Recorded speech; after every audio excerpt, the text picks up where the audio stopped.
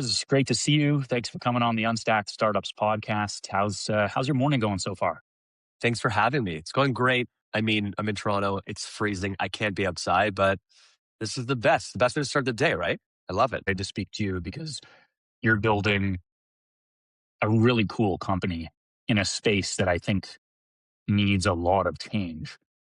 And I'm gonna allow you to kind of speak to that. I think before going deep into Mave AI, you're the CEO, you're the founder.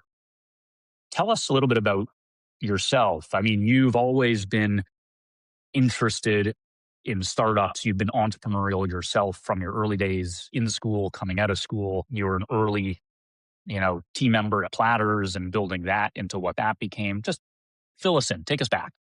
Yeah, of course. I mean, beyond knowing each other personally, I mean, we also, while I was at school, we worked together at the Founder Project back in the day. And I volunteered I think I was still at school. I think I was still at Western at the time. As tech has always been something I've been interested in. I think, yes, I've had some great success throughout my career. I've been in it for the last 10 to 15 years. The last thing I did before Mave really was Platters, which I was on the founding team of. That was one of the most incredible 6 years of my professional career. To give you some perspective for those who don't know the company, the rebrand to Thriver.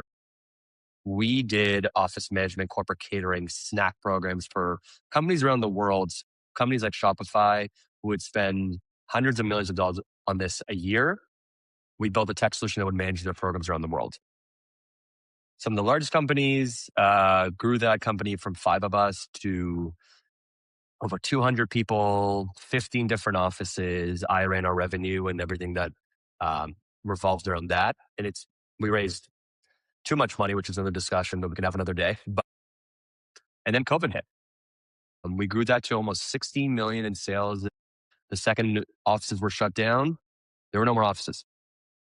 And our business literally changed overnight. And as someone who looks after all things GTM for the company, you can just imagine what we were going through because we're used to literally servicing clients in person about everything in person and preaching that to, again, the business changed literally overnight. We went from 200 people to 60 in 2 days.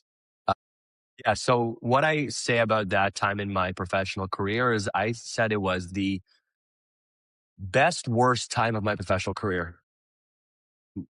On one side, I'm really happy I went through professionally just to see the other side of the business when you do have to scale down and survive and go to survival mode and totally repivot the business after really marching to a specific drumbeat for 5+ years.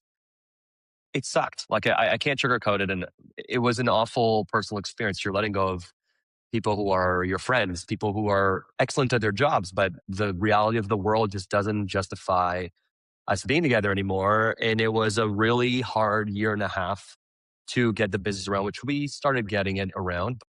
At a certain point, I honestly just disagreed with the direction we were taking the business and figured that I wasn't the best fit to continue to scale it with them. And as I exited the business, funny enough, I was going to start another business and I actually got a call from my dad and my uncle to come help the family business, which has nothing to do with tech or real estate altogether. It's an online furniture business. While everything went to the office going one way during COVID, everything went to the home was going up and to the right, as I'm sure you remember. Did you buy a home during COVID? I can't remember. We were pre-COVID and then we recently moved to post-COVID. But yeah, I mean, everybody was spending time at home and investing in their comfort and, solutions at home. So furniture sales drove upwards. Exactly. So Ruz, and I want to get to May before I do, that transition from Platters to downsize, the business changes overnight. What did you learn from that? What were you feeling at the time? What do you remember from that time that now you're leading a group of people here at Mave into battle? What'd you learn? Yeah. So I'll tell you a few of the hard lessons I learned, which are important. And I think changed me as an operator and I think for the best. So first, very important piece of advice I'll give to any founder. And I think at the time that we were growing Thriver, the whole idea and the whole culture of the tech community was very family oriented. And I think Netflix preaches this like crazy. The reality is you're building a team, you're not building a family. And I think that's the way we run ourselves here because we're all here to achieve a specific goal, which is win our version of a championship. Every company has a different aspirations. We want to be the industry player in our space and be that company.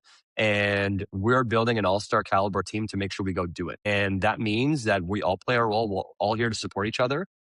But the reality of that type of culture and dynamic is we all understand we have a role to play. And what I realized is building a family culture originally with Thriver.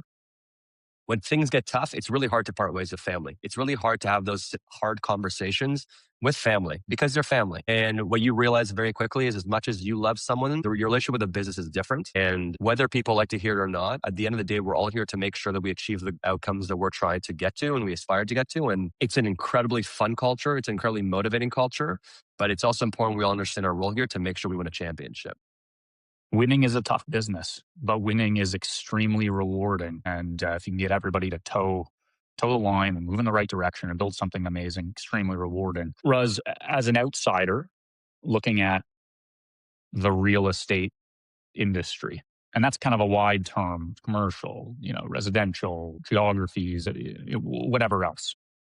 I've bought 2 homes. The process is always tedious, difficult, challenging. Real estate also as it relates to tech, like I think of Zillow, Compass, Open Door, like some good companies, but maybe haven't really hit their total stride here. Oh, yeah. They've struggled to change, et cetera, et cetera. Like, where does Mave sit into this? What was the pain you felt? What are you building? Yeah. So I guess before I even tell you about Maven and what we're building, I think the interesting thing that a lot of people are trying to accomplish with the real estate transaction is okay.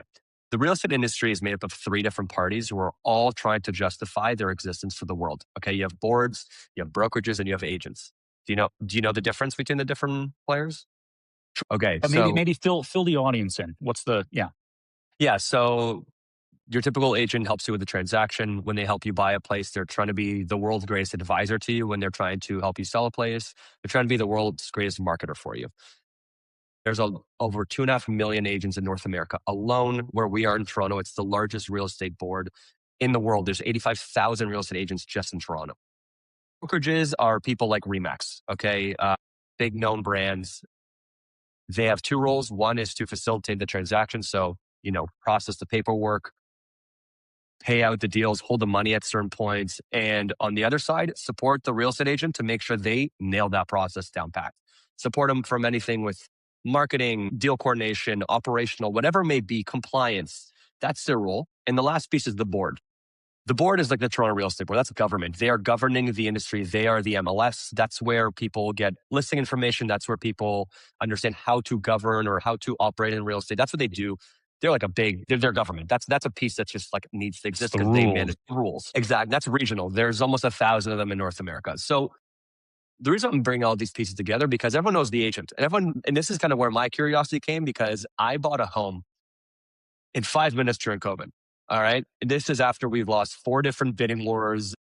We're at a point now where homes are like, there are no conditions. There's no crazy offers. It's just if the house checkbox is 1, 2, 3, we're putting in an offer, we're asking, hopefully getting it that night. And that's what happened. And the big realization for me was, I think a lot of people struggle with what does an agent actually do? And that's what I was in the same boat. I just saw someone make a lot of money in 5 minutes. The National Association of Realtors put out a report a few days ago saying that realtors spend between 30 to 35 hours on admin work per deal. I saw that process. I'm like, no way, that's not true. So in an effort, why I'm bringing all this up is a lot of people don't understand what real estate agents do, and people are always trying to cut them out. This is like a big discussion. Here on Mave, what we realize is one, to give you some hard cold numbers, 91% of all transactions in North America, we're talking millions, were done through a real estate agent last year. It's the highest in recorded history. So even with all these tech companies trying to come out, all of these discussions of what does a real estate agent do, more people than ever are using real estate agents. And that's a trend we're really, really paying attention to. And I think there's a few factors there. One, I'll get to the whole admin and operational burden and what we do to help them. But I think real estate is such an emotionally tied transaction. It's also a complicated transaction. It's also psychologically, when you're spending so much money, you need advice. I still, and us on Mave, don't believe that in the next few years, someone's going to go online and spend $2 million to buy a home. I think to make sure you don't make a mistake with such an incredibly large purchase, but also a purchase that impacts your family, impacts your future, you're going to want some support. So we actually really believe in the future of the real estate agent. Are there always going to be 2.5 million agents? I don't know. Are they always going to be doing the type of work they're doing or have the same role? I'm not sure either, but I think there will always be someone to guide you through the transaction in one way or another. Where I'm really interested in is how they are able to do their job and who is responsible to support them. And historically, that's always been the brokerage, right? So Yes. 20, 30 years ago, a brokerage, or let's say Elon wanted to buy a house. You would probably walk into a Remax office and say, hey, I'm looking to buy a house. Can somebody help me? Right? And Raz, the brokerage owner, would go in and say, absolutely, come speak with this guy. He will gladly help you out. And that's why they would take 50% of that agent's commission because they would generate the lead. The back end process were incredibly manual. And brokerages used to be a cash cow of a business that is a true means to an end, but a legally needed entity to exist. Actually, no agent in North America can transact unless they're affiliated with a brokerage. That's like legally how the process works. But what's happened over the last 20 years, what I'm interested in a lot is the power dynamics have shifted towards the agent. I mean, Elon, did you use an agent to buy your most recent home? I did. I used my dad. Use your dad. I love that. But that's incredible. Your dad is amazing. But that's actually a very good example. Do you know what brokerage your dad's affiliated with? You probably He's do. with It's his dad. Remax. Remax. There you go. Yeah. So that's how real estate actually works. Think about it. There's 85,000 real estate agents in Toronto alone. I have 7 cousins who are real estate agents. You usually go with an agent that you know, less so with the brokerage they're affiliated with. So what happens on an hourly basis in a real estate brokerage office, a brokerage owner is getting your dad to come in, who's a top producing agent, and they're asking the brokerage, what am I paying you 30% for? Right? Like, I'm the business. You need me more than I need you right now. Justify the commission, lower it, or I'm leaving. And that brokerage owner has one of 3 ways to actually address that situation. First is telling your dad saying, no, thank you, goodbye, which they'll never do because that's how they make their money. The second is trying to justify their commission. Historically, they used to do it really well because, like I said, they would give you a whole marketing department that they would like help you generate leads and market your properties. They would give you a deal team, whatever it may be. That reality has become really, really tough for them to justify because what usually happens, the third option, which they go to your dad to say, hey, please don't leave us. We'll make it 15%, but just stay with us. To the point that the brokerage world has seen their margin decimate over the last 20 years. They're making, in the same reports I keep telling you about, they just showed that 71% of brokerages last year were operating in the red. They are barely keeping their lights on. And they still require heavy teams, heavy departments to run this complicated transaction to support their agents at scale. That's where we see the opportunity because we feel like, the long story short of my story, I was an executive assistant to agents to learn how they work. I took over brokerage departments to learn how they operate and realized that a lot of the back end work of real estate is repetitive. It is complicated, but it is an incredible opportunity for AI to actually help these businesses scale. And that's the opportunity we're after, which is how do we help these entities support their realtor community at scale to provide the greatest possible service level to the consumer? That's the big opportunity with Mave. So yeah, I mean, a brokerage, there's so much admin back office that is done to support the agents, but that whole element, can be optimized. Agentic AI is like the perfect solution to be able to execute on that and then be able to, as you're calling it, like support an agent community, scale an agent community, sell more homes, sell more properties. They lower their costs internally at the brokerage, do more revenue by supporting more. I mean, makes a lot of sense. Now, I've heard about you talk a little bit about this term, partnered intelligence. Yeah. What does that mean? Great question. So just to give some perspective, the way our agents and our users interact with Mave, it's through like an AI assistant, right? So they're talking to it, whether it's on WhatsApp, whether it is over text, whether they're going onto our platform to get service for marketing their properties themselves, whatever it may be, right? And what we've realized over time, and this is actually not a unique concept, but is something that is pretty consistent when it comes to, let's go with more legacy industries. Real estate is one of the most important and largest industries in the world. But if you look at the average demographic of a realtor, you're talking someone in their mid to late 40s, not the most tech literate individual. And what we think a lot about and what we think the big opportunity with AI is actually the accessibility piece. So if they're afraid to use technology, how do we replicate human behavior in a way they understand? And in real estate, they really work in 3 different ways. If they need help with something, they're either going to call someone, they're going to text someone, they're going to email someone. Like, you can try to teach them how to use a CRM. Best of luck with that. I can barely teach our sales team how to use a CRM, like let alone someone who's in a car all day. what we think a lot about with partnered intelligence is one, how do we ensure that the behavior of our platform to the user actually is very easy and to understand for them? But the second is a big issue we see with AI, especially with AI generated content or AI generated output, is one, we are in a heavily regulated industry. And with AI hallucinations being where they are, how do we ensure quality and like accurate output at scale? Secondly, when it comes to things like marketing, a real estate agent may have specific personalization they require, may have specific ideas to what they want. AI can give it its best shot to get you 80, 85% of the way there, but we need the other side to give us the remaining 15 to 20 to make it perfect or make it really, really good. So we think a lot about, and this is the partnered intelligence approach, is if we teach our assistant to be the expert level domain support level in their specific area, what interactions can we build in our platform to actually get them to give us the missing piece to make that output great? So to give you an example, let's use marketing. Marketing is an obvious one. All right. We partner with boards, with brokerages to nail and make sure that the workflow that we automate is board compliant. That's the hard piece of what we do, is done exactly how they would want it to work. If I'm making Elon a presentation or a social media post to talk about the market, right? We have all the data and the stats to make it work. That's what we bring to the table. But let's say Elon really wants to talk about a specific area, or he cares about specific data points that I may not bring you in the first piece. The way we've designed our interaction is not only to meet them where they want to be met over text, call, email, but secondly, be able to interview them, ask them, hey, this is how the Toronto market is right now. I know you specialize in the beaches. What do you want to tell your audience about it? Tell me. And we literally interview them through Mave, which allows us to customize that output in a much higher way to make sure that that user actually connects with their audience where they care about, right? So then we'll talk about the beaches. We'll talk about that data point. And that whole concept and that interaction we call partnered intelligence to make sure that we really resonate with the other side to make sure they get the support they need. Yeah, and I think if you're able to execute on this, there's a few things you do. One, you help brokerages build better businesses. Two, you make the lives, daily work of agents simpler and hopefully more human because they're out of the admin work, out of operation of technology, and more working with their clients and being more human. And then finally, to the users, the home buyers.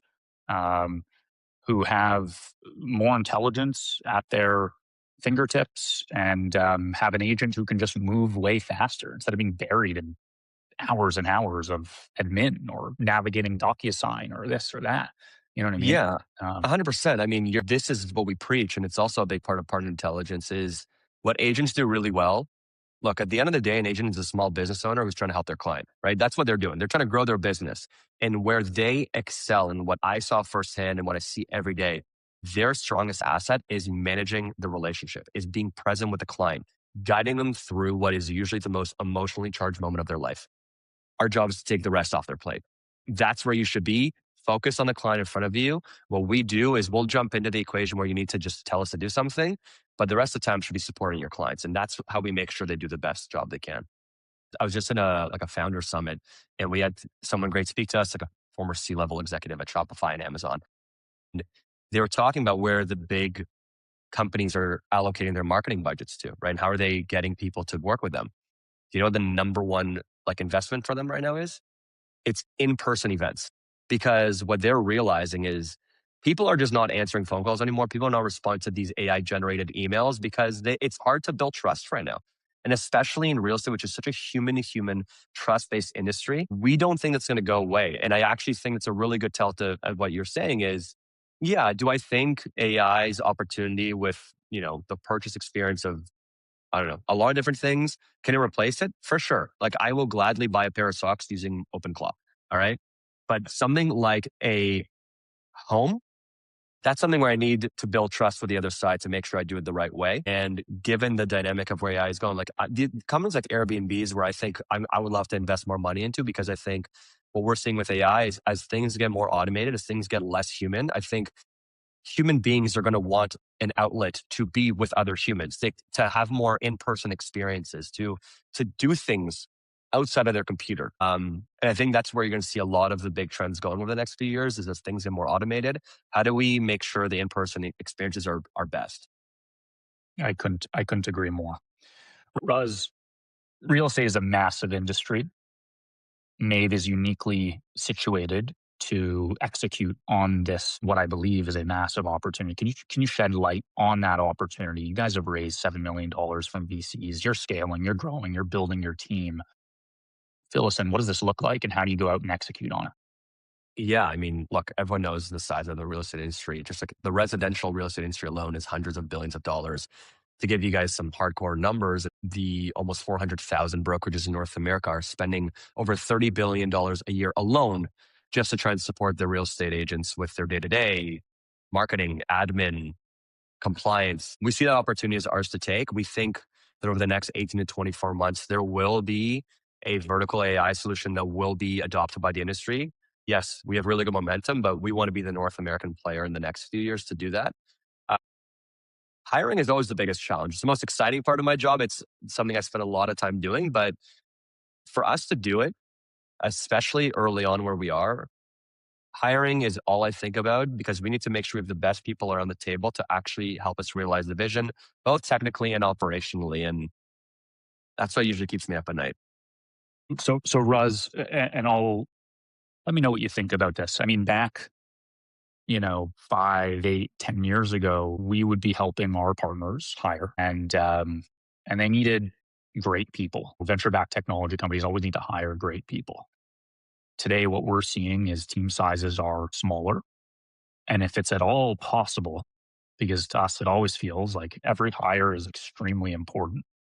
But what we're seeing is that there's this extra importance on hiring someone amazing, someone great, because you can get by, your teams can get by leveraging technology further. You can be more productive in a way with less people. How important for you is it to get it right, to build an amazing team at this stage of your life cycle? I mean, it's obviously one of the most important aspects. I do believe that the first 20 people in a company make the culture. So I think early hires are mission critical. But I think like what you bring up is interesting in the sense of, engineering teams are getting maybe smaller or maybe longer the days where someone tells you have to go hire a 50-person engineering team. Yeah, like our team builds on Claude Code that has unlocked another level of productivity for us. But I still believe that I think the way you bring people on and the type of people you bring on, the profiles have changed. Where I think, although there are some technical requirements we obviously have to meet, right? Whether they understand the language we code in or the architecture, I think we optimize for different behaviors, especially this early on. So, for example, curiosity is really high up on our list because I think, especially us in like an AI solution, by the hour something new comes out. So do we have the right people in place that understand the problem at hand and are curious enough to find the best possible solution to solve it? And that could literally change by the minute for them, right? I also think that getting people here who have a specific level of drive and passion towards the type of area we're trying to solve is incredibly important because what I can promise you with an early stage startup is every day could be completely different. And there'll be a new challenge, a new area we have to tackle, potential pivot. I don't really know what's going to happen the next day, what problem we're going to have to solve.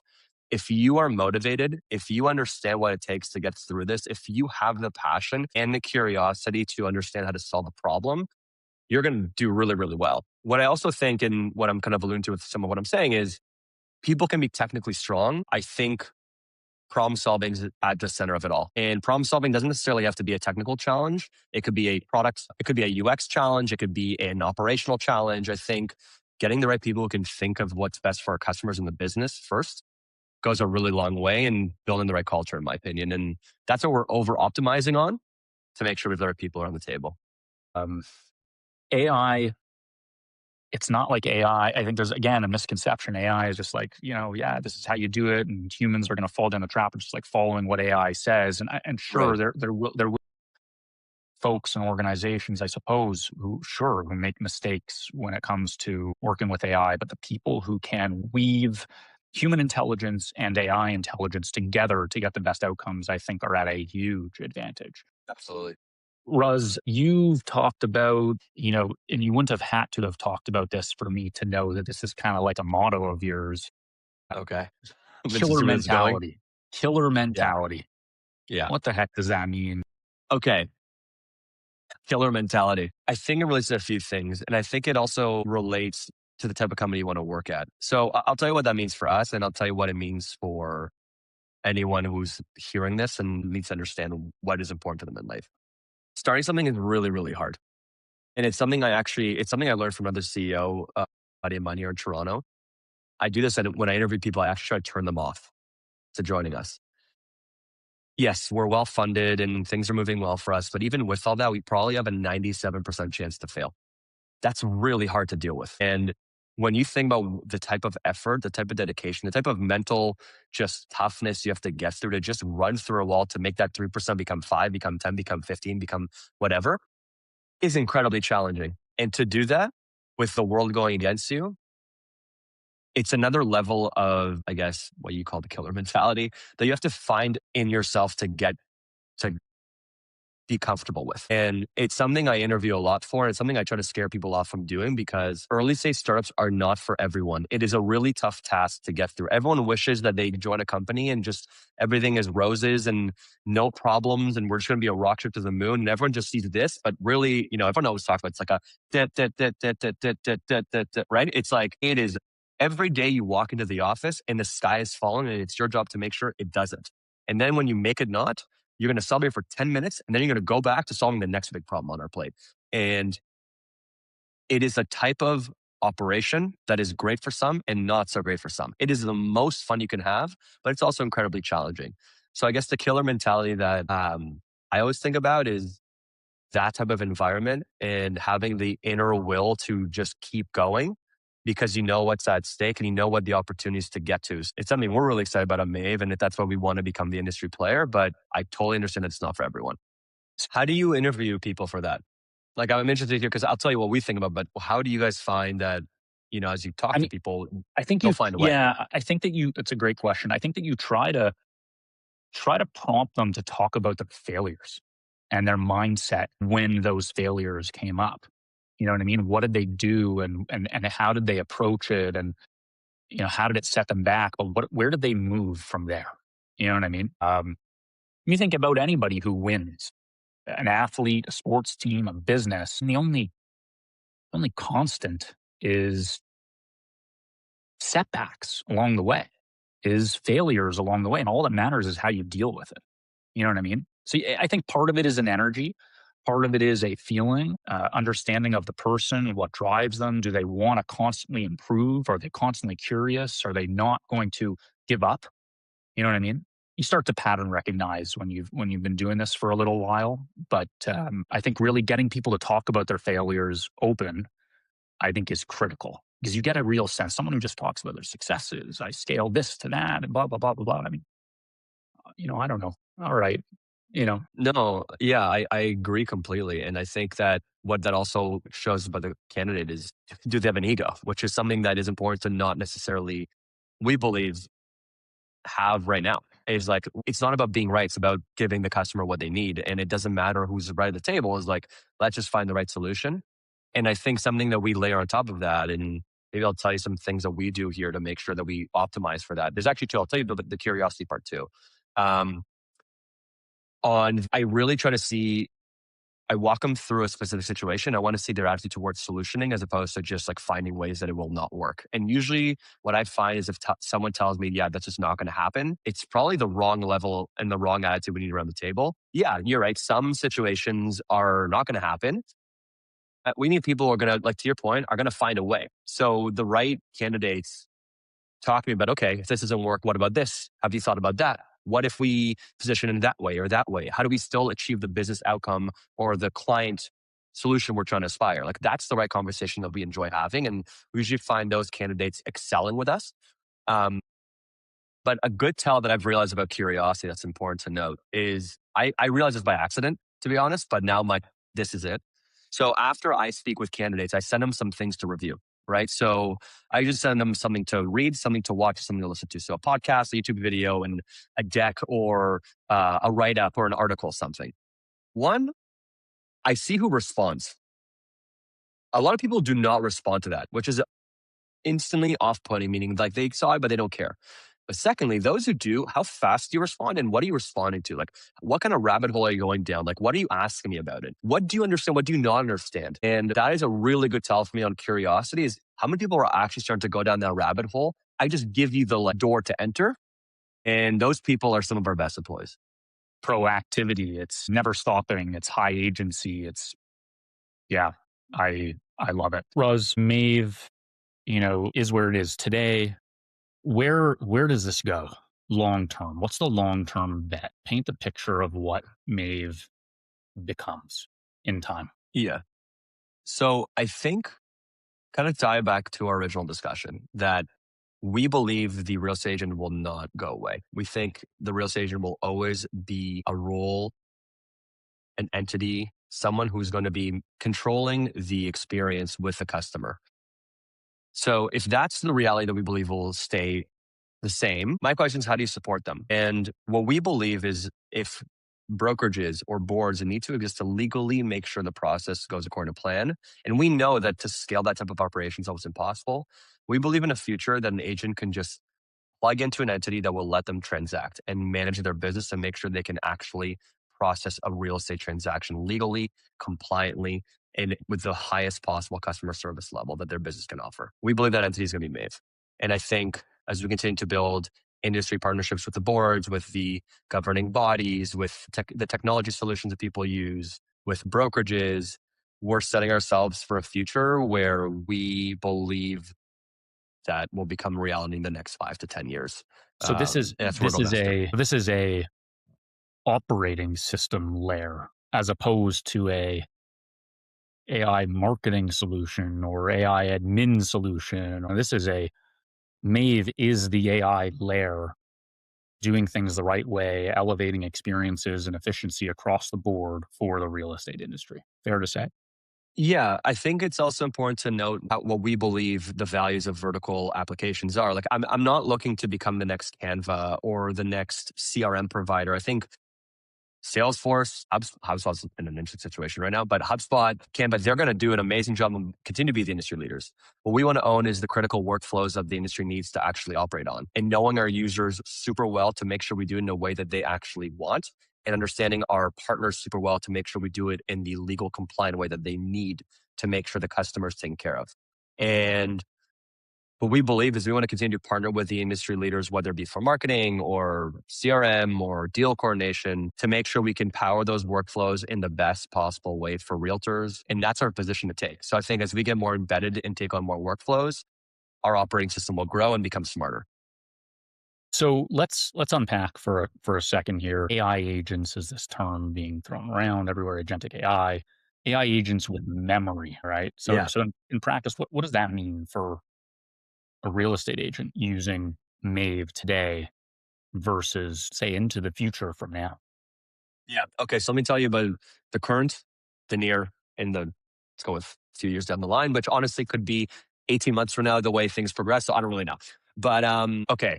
The current is this. We are partnered with boards. We're partnered with brokerages. We know that when a real estate agent uses us. So again, if you use ChatGPT or any of these tools, like I'm not going to explain memory. I don't have to explain what memory is, right?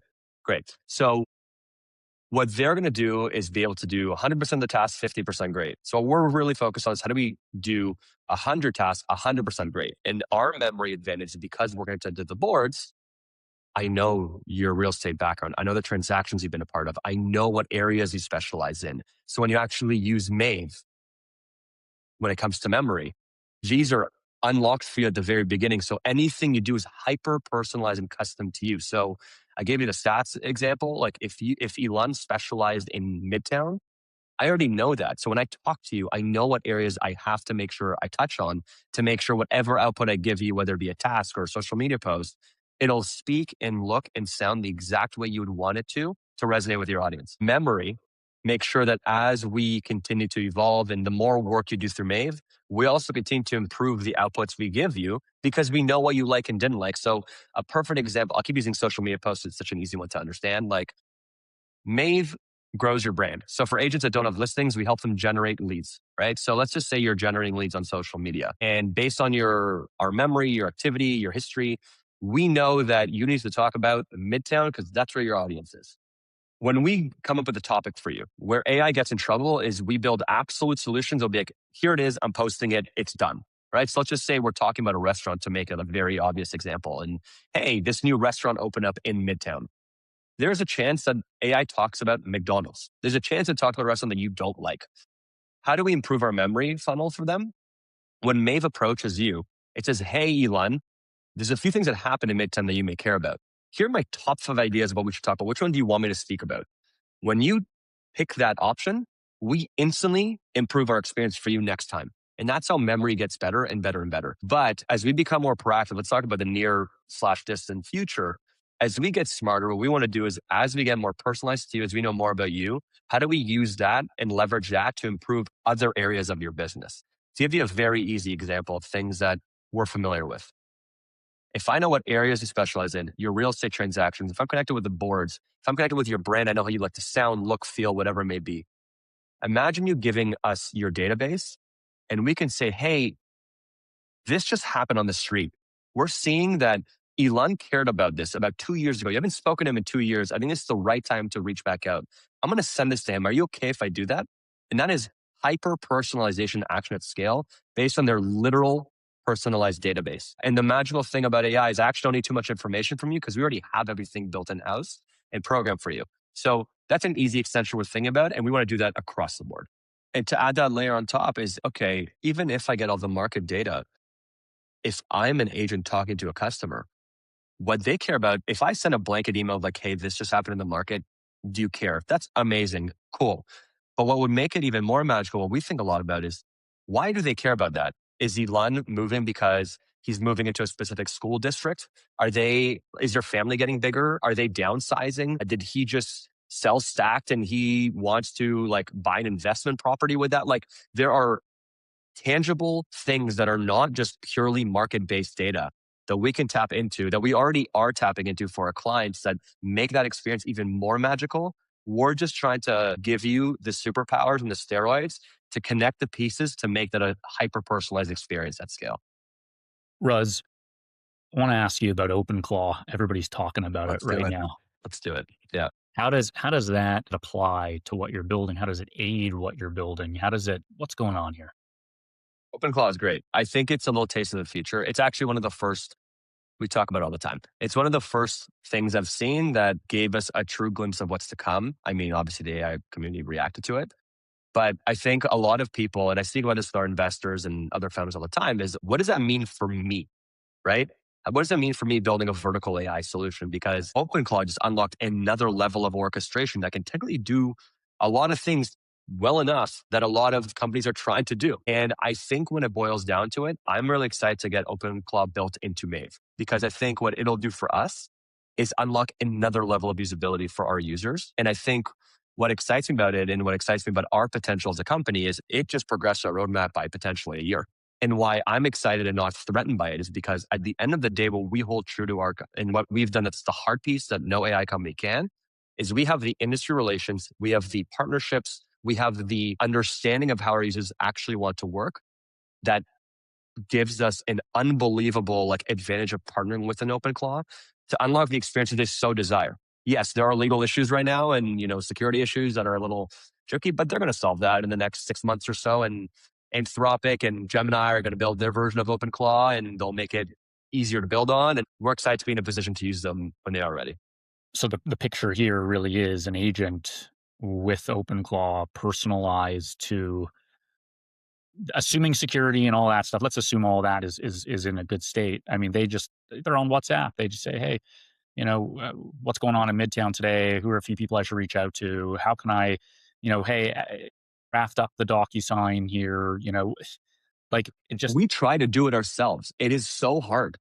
They just figured it out for us. So they just helped us. Again, you just shortened my roadmap from like 2 years to like potentially 6 months. So to me, it's like these are the experiences we know these agents or clients of ours want to have. Now we can finally unlock it really fast. Yeah. Is it still really early? 100%. Is it ready for production at scale? Probably not.